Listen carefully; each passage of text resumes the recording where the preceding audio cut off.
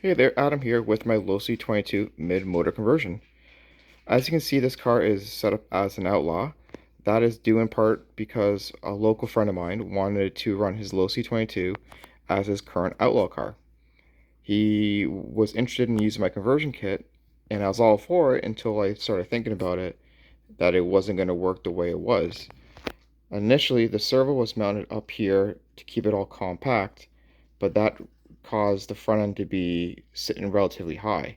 When it comes to an outlaw, the bodies sit really low, tight to the tires, so that wasn't going to work out. Not only that, the design of the car was meant for real street, so it had about a gram weight of 2400, and as well as using a standard stick pack, the car made weight without too much of an issue. Now, with Outlaw, there is no minimal weight that I'm aware of, and they run a bigger and heavier battery. So, with how the setup was before, running thicker battery, it wasn't going to work out. So, I had to go on a diet. And I'm so happy that I did that because of the changes I've done to the front end. It is a lower profile, it is lighter weight, it is lower cost, it's less parts, and it's more durable.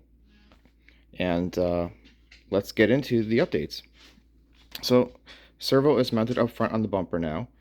The reason why that is to keep it low, keep it all low down, and because of the new steering setup. Initially, I was using the bell crank that came with the kit.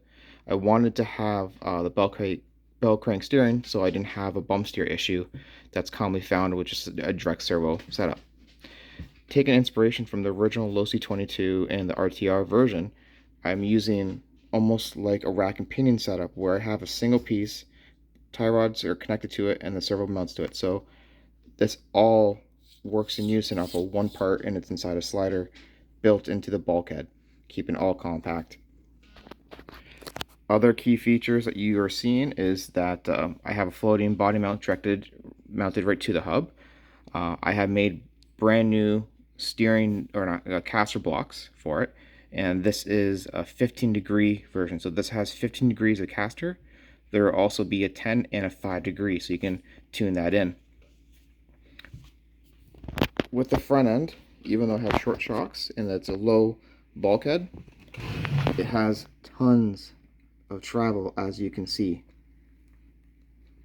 And with the inclusion of droop screws, you can limit that, your droop. There's like about 1.5 inches of travel in the car.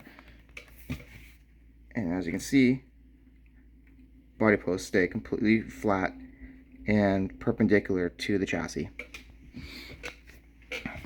Because this is an outlaw car, it has an outlaw battery, so I wanted to make a quick access battery setup for him.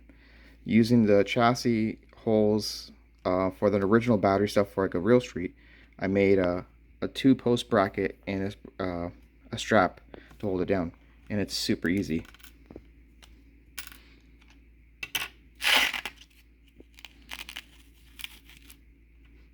As you can see, I'm doing this all with one hand.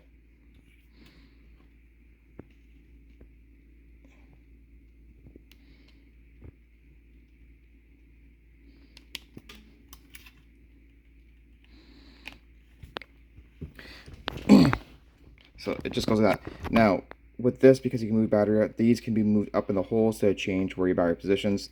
That's moved back for demonstration purposes. As you can see, there's 4 hole placements. We have the raised mid-motor conversion with floating body mount. And on this, because it's outlaw, we have a wheelie bar carbon fiber with adjustable thumb screws to change the height. Underneath the chassis is set screws for droop on both rear and front. And that pretty much finishes up for the conversion.